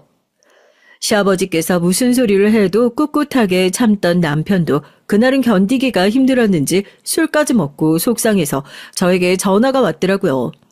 세상에 무슨 아버지라는 사람이 사람들 다 있는 앞에서 아들을 그렇게 무시하고 막대할 수가 있어? 나도 조금 있으면 40인데 정말 너무한다니까. 도대체 어떻게 해야 되지? 아버지가 날 인정해 주실지 모르겠어. 남편은 화도 냈다가 속상해도 했다가 많이 힘들어했어요. 남편이 힘들어하는 모습을 보고 있자니 전 너무 짠해서 눈물이 다 났습니다. 당시엔 남편이 저에게 있어서 굉장히 어른 같은 존재였기 때문에 그런 남편이 힘들어하는 모습을 보니 저도 시아버지가 원망스럽더라고요. 저라도 남편을 도와주고 싶은데 시아버지의 마음을 들려면 어떻게 해야 하는 건지 감조차 잡히질 않았으니 어려웠습니다.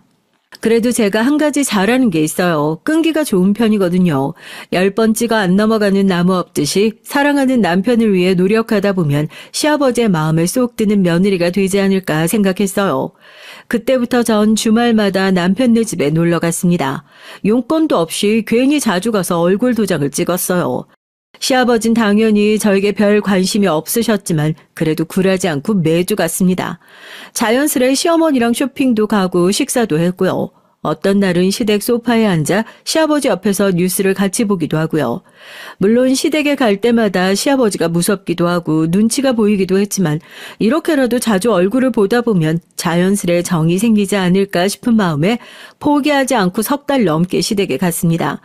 다행히도 제 작전이 통했는지 3달 정도 매주 왔다 갔다 하면서 알짱거리니까 어느 순간 시아버지께서 슬쩍 제게 말을 걸어주시더군요.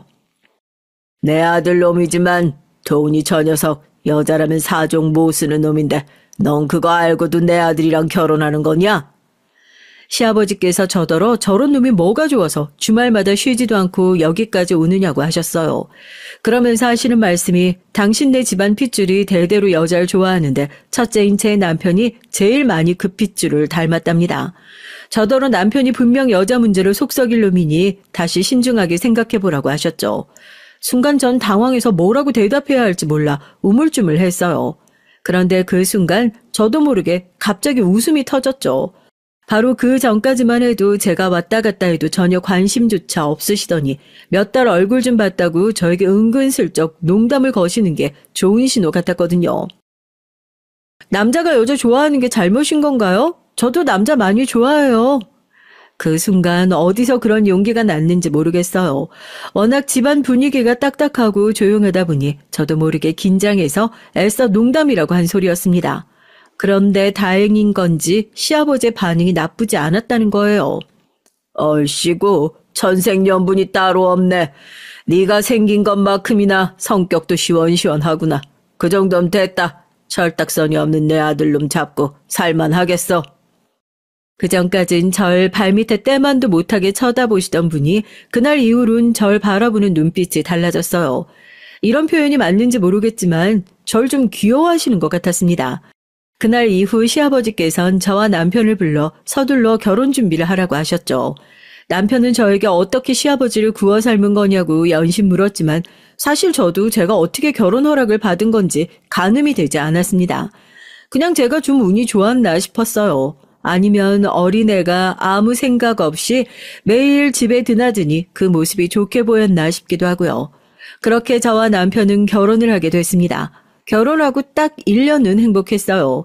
그때까지만 해도 남편은 유쾌하고 좋은 사람이었거든요. 저한테도 잘하고 친정 부모님께도 자상하게 잘했습니다. 그런데 결혼한 지 1년 정도 됐을 때부터 남편이 뭔가 이상하게 굴었어요. 왜 여자의 촉이라는 게 있잖아요. 결혼 전엔 회사밖에 모르던 사람이 툭 하면 친구들을 만난다면서 늦게 들어오기 시작하더라고요. 도대체 친구들하고 뭘 하고 다니는지 술도 안 먹으면서 늦게 들어왔고요. 당시에 저도 아들을 임신해서 일을 그만둔 상태라 매일 혼자 집에 있었습니다. 그러다 보니 남편이 퇴근하고 들어오기만을 기다리고 있었죠. 너무 외로워서요. 나 보고 싶은 영화 있는데 이번 주말에 같이 보러 갈까? 이제 아기 나오면 둘이 데이트도 많이 못할 텐데 애 나오기 전에 미리 데이트 좀 많이 해줘야지. 내가 말 안 했나? 나 이번 주에 회사 후배들하고 골프 약속 있어. 남편은 지난주에도 지지난주에도 주말마다 친구들을 만나러 나갔습니다. 전 매일 임신한 몸으로 집에서 혼자 집안일만 하고 있는데 남편은 한 달에 한 번도 저와 함께 시간을 가져주지 않는다는 게 너무 서운했어요. 당신은 매일 집에만 있는 내가 안쓰럽지도 않아?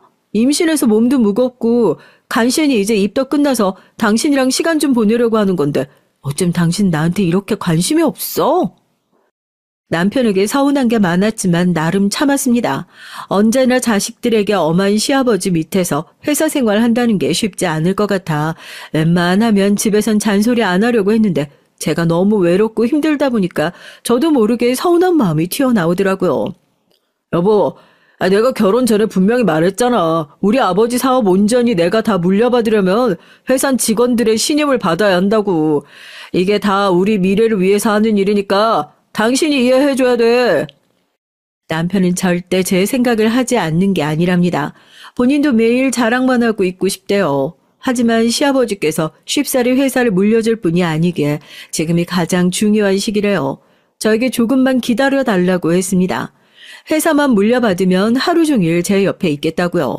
그 말을 믿을 수밖에 없는 게 남편이 평상시엔 저에게 굉장히 잘했어요. 본인이 제 옆에 있어주지 못하는 만큼 저와 아들에게 다른 부분에 있어서 부족함 없이 잘 해줬습니다. 임신해서 몸이 무거운 저를 위해 제가 병원을 가거나 친정에 갈 때마다 택시를 불러줬고 먹고 싶다는 게 있으면 어떻게든 구해서 퇴근길에 들어왔죠. 거기다가 한 번도 경제적인 부분에 있어서 신경 쓰게 한 적이 없었어요. 제가 말하지 않아도 저에게 주는 생활비는 물론이고 친정의 용돈까지 부족함 없이 보냈습니다. 물론 일이 워낙 바쁘다 보니 저나 아들 곁에 있어주진 않았지만 그래도 이게 다 미래를 위한 일이라고 생각하며 저도 견뎌야 하는 일이라고 생각했어요. 그러던 어느 날이었습니다. 결혼 10년 만에 생각지도 못한 얘기를 듣고야 말았어요. 저희 시댁은 한 달에 한 번 가족 모두가 모여서 식사를 하는 날이 있어요. 삼형제 모두 일도 많고 사이도 썩 좋지 않으니 자주 볼 일이 없었는데 시아버지께서 그래도 가족끼리 한 달에 한 번은 모여서 식사하는 자리를 가져야 한다고 해서 몇 년 전부터 이어지고 있는 전통이에요. 사실 다들 만나도 일 얘기만 하고 재미도 없지만 제가 보기엔 시아버진 좋아하시는 것 같았죠. 워낙 그런 티를 내지 않으시는 분이니 말은 안 하지만 그날만큼은 오랜만에 며느리들도 만나고 손주 손녀들도 만나니 많이 웃으시더라고요. 특히나 시아버지는 저와 저희 아들을 제일 예뻐하셨습니다. 제 입으로 이런 얘기하기 부끄럽지만 사실 며느리 셋 중에 아들은 저만 낳았어요. 둘째 동선 딸 둘에 막내 동선 딸 하나요. 물론 요즘 세상에 딸이고 아들이고 중요하지 않지만 저희 시아버지에겐 중요한 일입니다. 머릿속에 온통 회사 생각밖에 없으신 분이다 보니까 이 회사를 대대손손 물려주고 싶어 하거든요. 동서들 앞이라 대놓고 말씀은 안 하시지만 은연중에 티를 내세요. 우리 큰손주 귀 좀 봐라. 역시 큰일 할 놈이라 그런지 나를 닮아서 아주 부처님 귀가 따로 없다. 우리 애들도 아버님 닮아서 귀가 얼마나 큰데요. 보세요. 요즘은 남자애들보다 여자애들이 머리도 좋고 씩씩하다니까요. 막내 동서야 나이도 어리고 애도 어려서 가족들끼리 모였을 때 잘 끼어들지 못했지만 둘째 동선 달랐습니다. 결혼도 저와 비슷한 시기에 했고 애들도 우리 아들이랑 또래다 보니 은근슬쩍 저와 우리 아들을 견제했죠. 시아버지의 눈에 들려고 애교를 피우며 여우짓도 했지만 시아버지 같은 분에게 그런 여우짓이 통할 리 없었죠.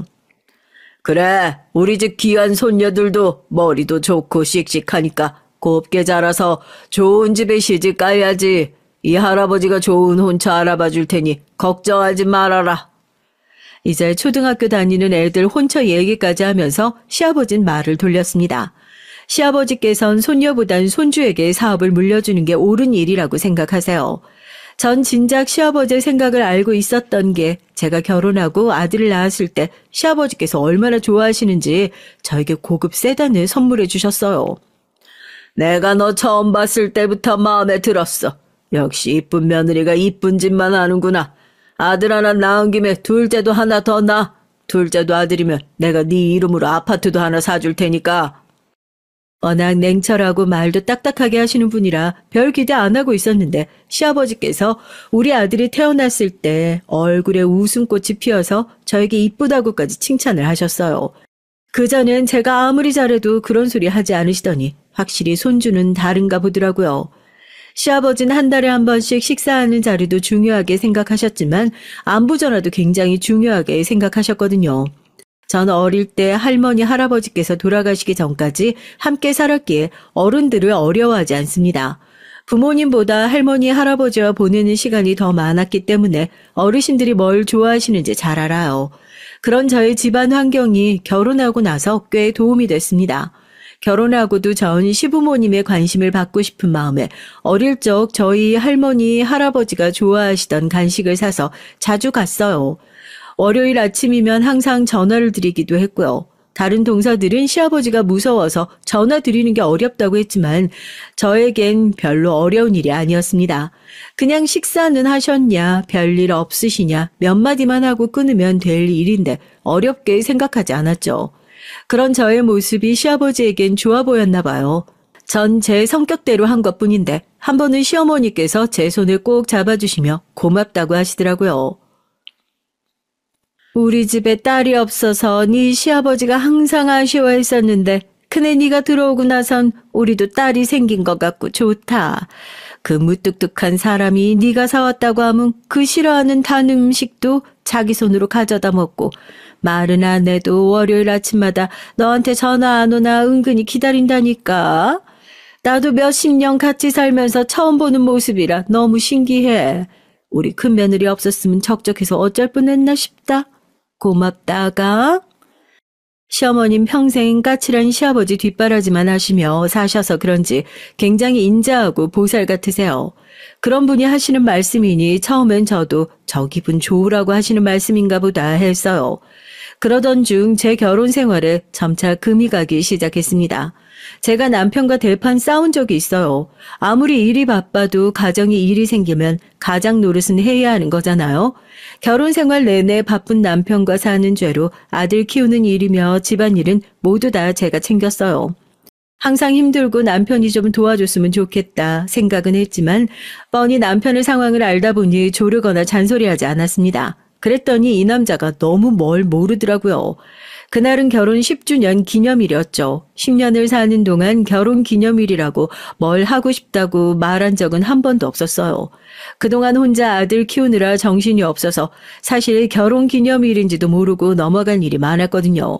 저 같은 무던한 성격도 10주년은 꼭 다르다고 생각했습니다. 지금까지 한 번도 챙기지 않았으니 10주년 정도는 여행을 가거나 뭔가 기념적인 일을 해야 한다고 생각했어요. 우리도 10주년인데 해외여행 좀 다녀오는 거 어때? 엄마가 애 봐줄 테니까 우리끼리 다녀오라고 하시는데?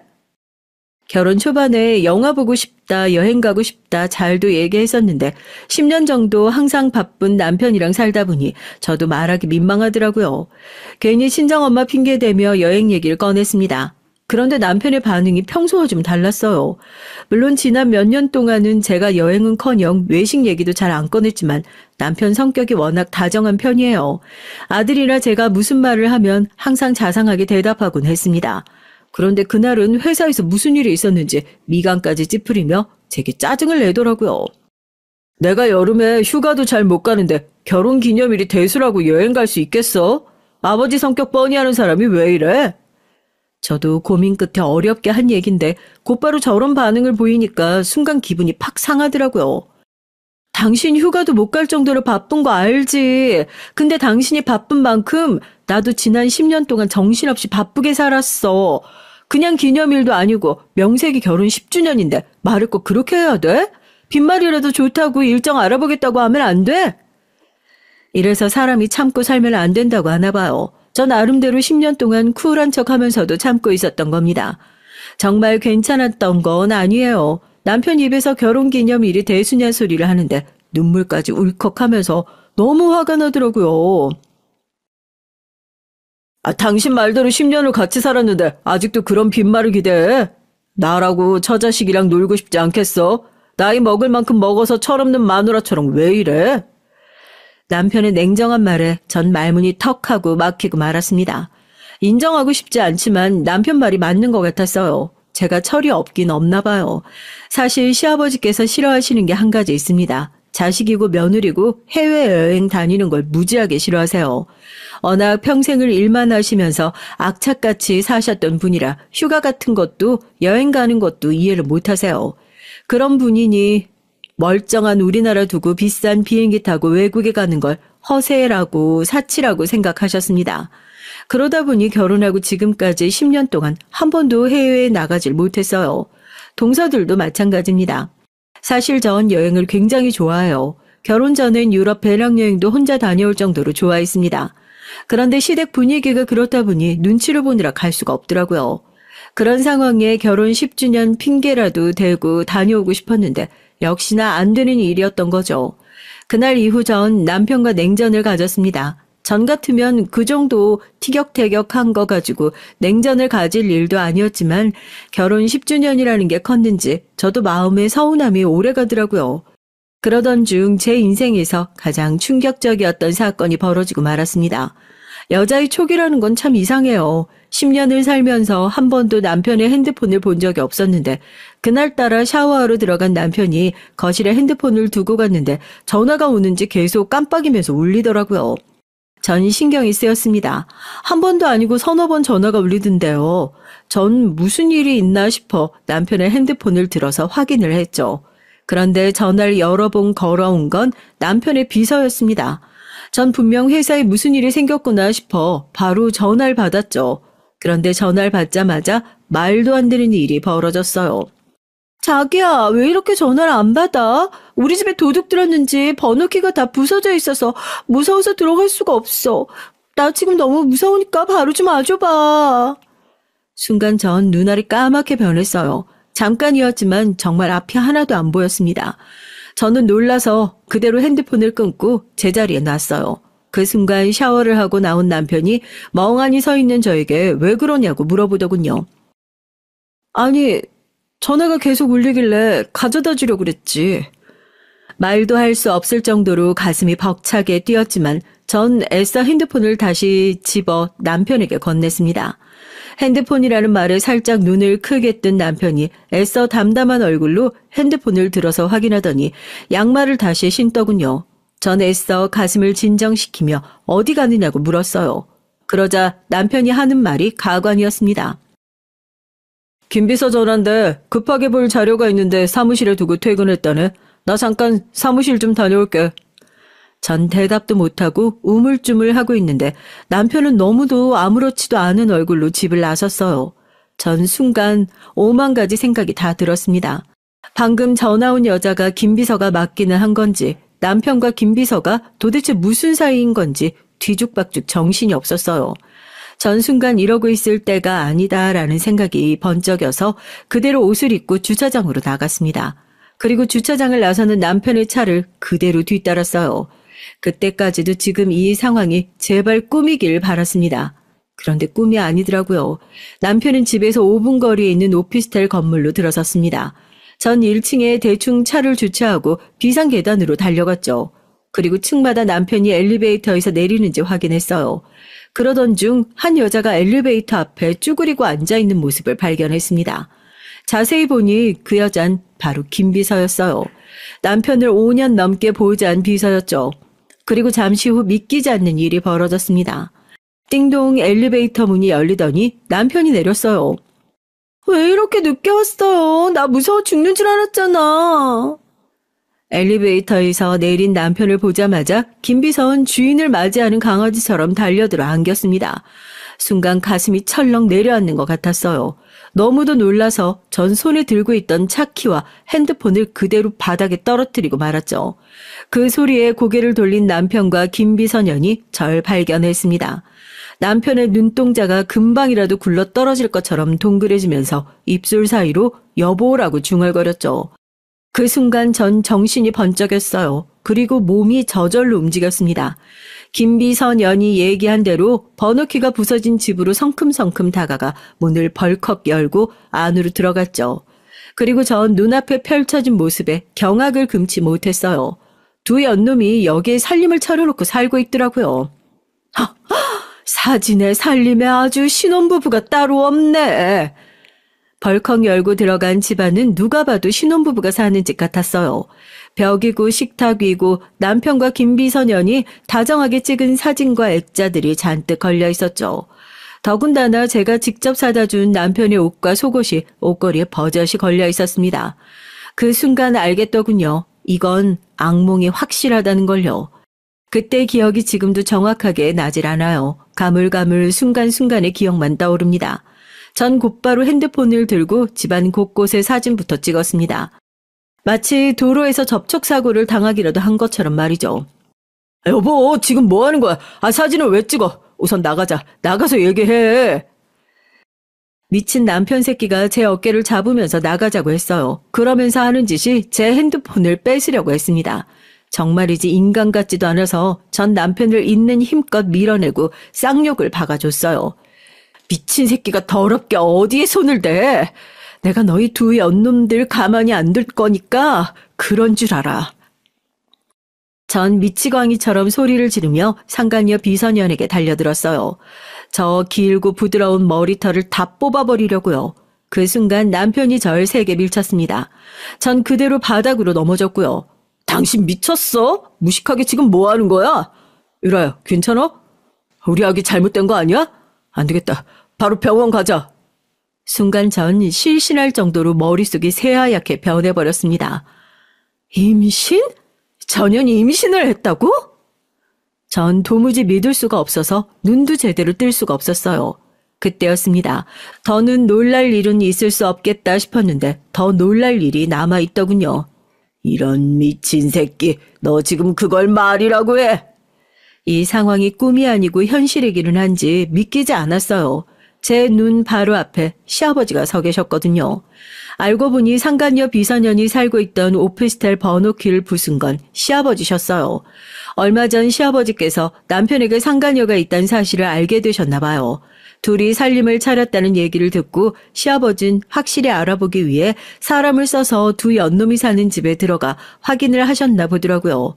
둘이 이 집에서 살림을 차렸다는 사실을 알게 된 시아버지께서 제가 알기 전에 당신이 처리하기 위해 직접 오셨나 보더라고요. 그러던 중 이런 말도 안 되는 상황까지 직접 보게 되신 거죠. 전 이미 정신이 나갈 만큼 나가 있었습니다. 마음 같아서 믿을 수 없는 이 끔찍한 상황에서 도망치고 싶었어요. 미친 새끼, 내가 그렇게 여자 조심하라고 했는데 할 짓이 없어서 어린 비서년이랑 놀아나?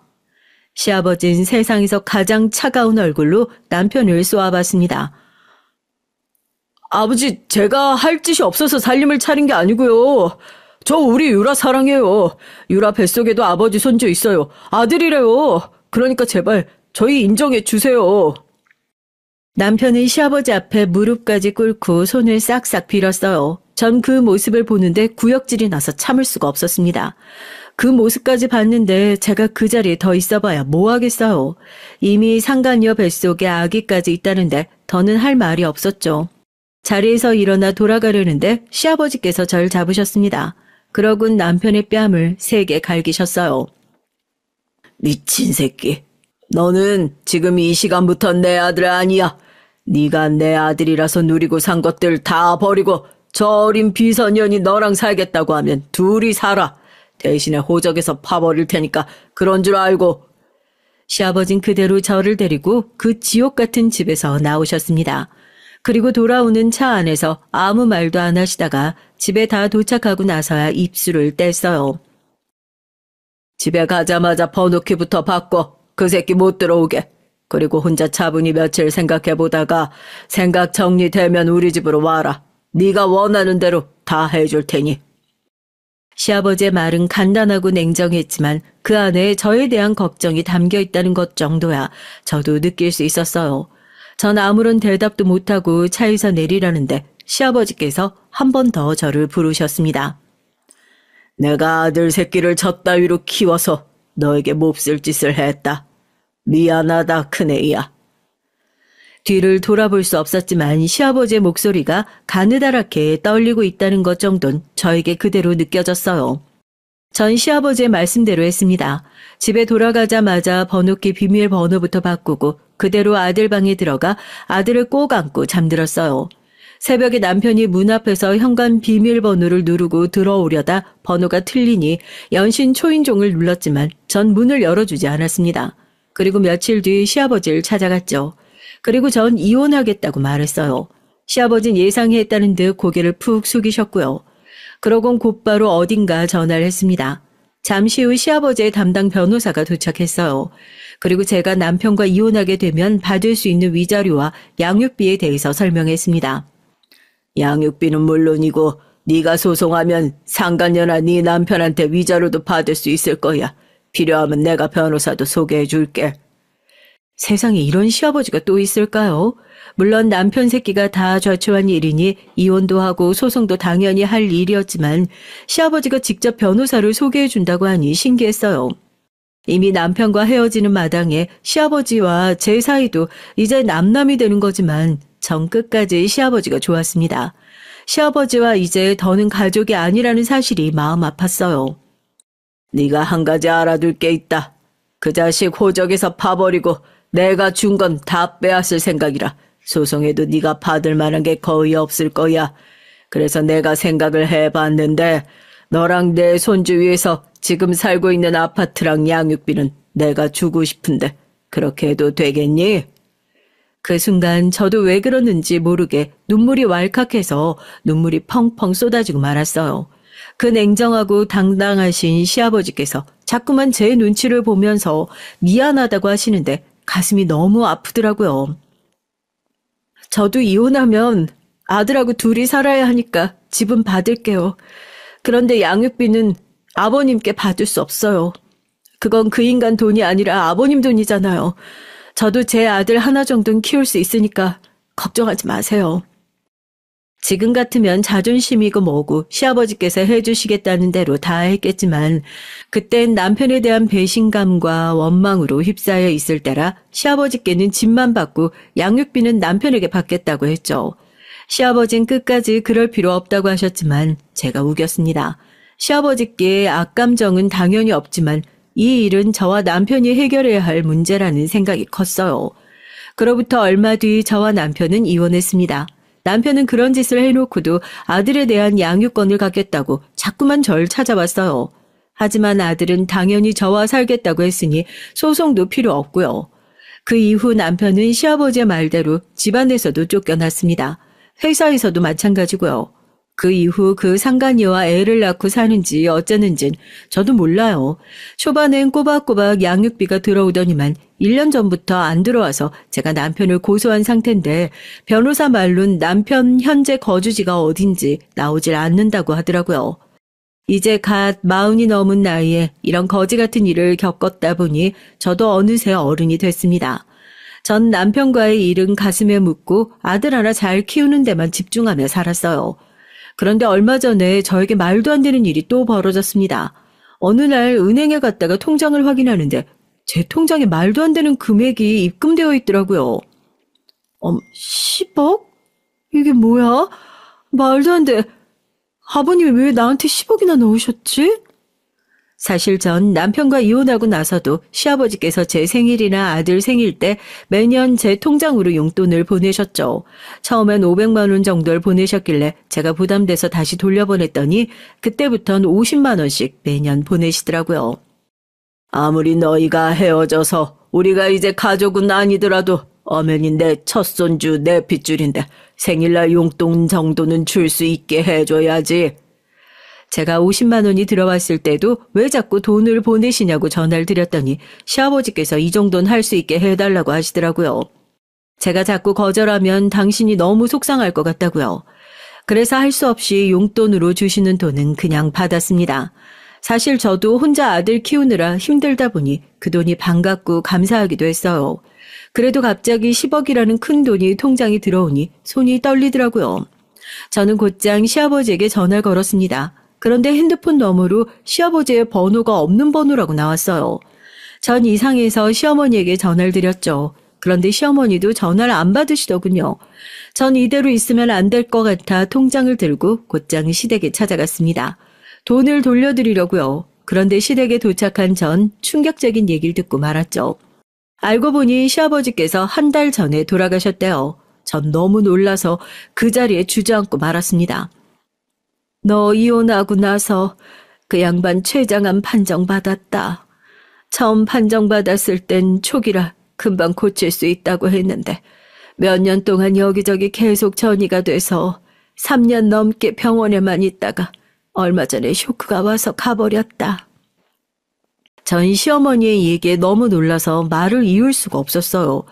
그리고 이렇게 말 한마디 없이 가버린 시아버지가 너무 원망스러웠습니다. 매년 생일 때마다 자꾸 용돈을 보내셔서 제가 몇 번이나 연락드렸었는데 그때마다 저한테 아픈 데도 없고 건강하다고 하셨어요. 근데 췌장암이라뇨. 그랬습니다. 돈도 돈이지만 시아버지와 통화하고 싶은 마음에 전화를 드리면 어떻게 지내는지 건강은 어떠신지 항상 묻고는 했어요.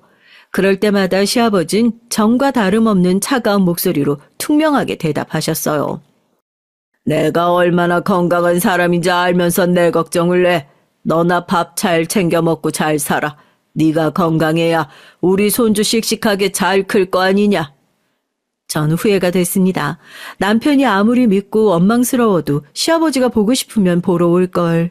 괜히 망설이고 자존심 부리다 시아버지께서 병원에서 아프고 힘든 시간을 보내고 있다는 걸 전혀 모르고 있었어요. 그렇게 아픈 와중에도 네가 보낸 우리 손주 사진 보면서 혼자 웃고 얼마나 좋아했는지 몰라. 너랑 우리 손주 보고 싶어 하는 것 같아서 내가 한번 연락한다고 했다가 얼마나 욕을 먹었는지 모른다. 시아버지께서 돌아가시기 몇 달 전부터 유난히 저와 제 아들 얘기를 많이 하셨대요. 그래서 시어머니께서 제게 연락을 하려고 했더니 시아버지께서 난리를 치셨답니다. 우리가 무슨 염치로 걔 얼굴을 봐. 내 아들 새끼 때문에 평생 마음고생하고 사는 거 안쓰러워서라도 난 이런 꼴 못 보여줘. 정작 내 가슴에 대못 받은 새끼인 양육비도 안 주고 어디에 있는지조차 모르는데 시아버진 돌아가시는 순간까지 저와 제 아들 걱정을 하셨대요. 그러시면서 저에게 현금 10억을 남기셨답니다. 세금 문제도 다 변호사에게 얘기해서 정확하게 현금 10억을 보내라고 하셨대요. 그리고 저에게 편지도 남기셨습니다. 네가 내 돈 받기 싫어하는 거 알지만 이건 내가 너에게 마지막으로 해줄 수 있는 사과다. 내 아들하고 살아주고 우리 손주 낳아줘서 고맙다. 언제든 힘든 일 있으면 주저하지 말고 네 시어머니, 내 변호사한테 연락해. 뭐든 도와줄 거다. 역시나 시아버지의 편지는 간결하고 깔끔했습니다. 제게 하고 싶은 말만 딱 적혀 있었죠. 전 그날 시어머니의 품에 안겨 1시간을 울다 왔어요. 많은 것들이 후회되고 마음 아파서요. 그날 이후 저의 생일은 달라졌습니다. 생일마다 아들과 둘이 맛있는 거 먹고 시아버지의 산소에 들러 인사를 드리고 왔어요.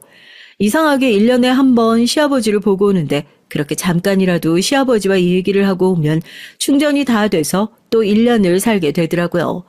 거기다가 요즘은 종종 생일이 아니어도 시아버지께 혼자 가고는 합니다. 힘든 일이 있거나 좋은 일이 생기면 저도 모르게 시아버지 생각이 나더라고요. 시아버지 앞에서 한참 하소연을 하고 나면 모든 고민이 다 해결된 것처럼 가슴이 뻥 뚫리는 것 같았어요. 사람들이 들으면 다 비웃을 거예요. 이혼한 시아버지 산소에 찾아가는 며느리라니 말도 안 되잖아요. 며칠 있으면 시아버지 생신입니다. 이맘때가 되면 이상하게 더 시아버지 생각이 많이 나서 그리운 마음에 이렇게 글로 적어봤어요. 절대 주변 사람들한텐 할 수 없는 얘기니까요. 여러분 마음속에도 다른 사람들에게 못하는 말이 있다면 글로 적어보세요. 누군가 제 얘기를 들어주는 것 같아 속이 다 시원하네요. 저의 궁상맞은 인생 얘기 끝까지 들어주셔서 감사합니다. 여러분께선 항상 행복한 일만 생기시길 바라겠어요.